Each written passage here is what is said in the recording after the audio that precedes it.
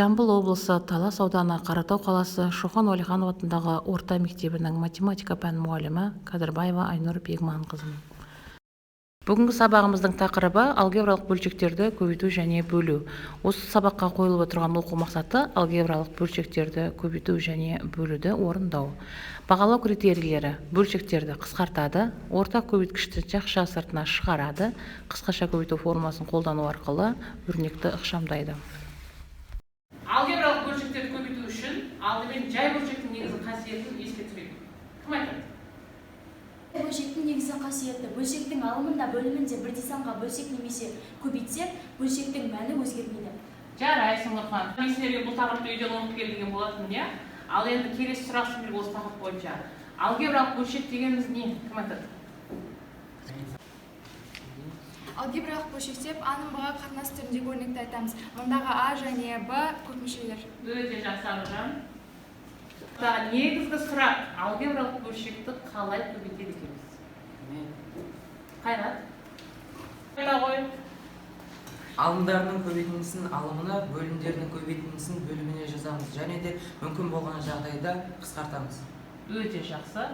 Алгебралық бөлшектерді көбейту үшін алымдарын жеке, бөлімдерін жеке көбейтіп, алымдардың көбейтіндісін алымына, бөлімдердің көбейтіндісін бөліміне жазады екенбіз, және мүмкін болған жағдайда қысқартуды орындайды екенбіз. Енді қалай бөледі екенбіз? Рационал бөлшектерді қалай бөлеміз? Жайнарбек. Рационал бөлшектерді бөлу үшін бөлінгіш бөлшекті бөлгіш бөлшектің кері бөлшегіне көбейту керек. Өте жақсы. Тақырыптан мысал келтіретін болсақ, 2А-дан 9 көбейтілген 3-тен 5А.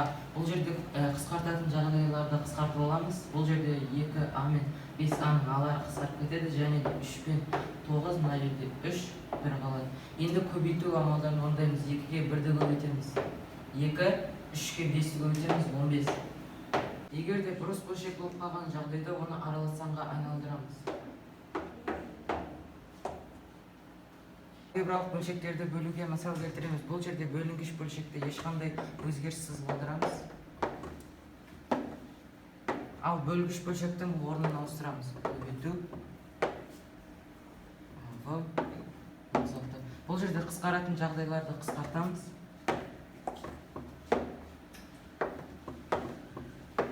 Сонда біз бірге ғана көбейтеміз. В мен ғана бір-бірінен көбейтсек, В квадрат. А-ға 3-ті көбейтеміз. 3А. Және минустамыз. Ал енді балалар, алдарыңа мынадай тапсырмалар тастаймын. Жүрекшелер. Бұл жүрекшенің бір жағында есеп, екінші жағында соның жауабы. Солар іштен жауаптарын тауып, жүрекшелерді құрастырамыз. Жарай ма?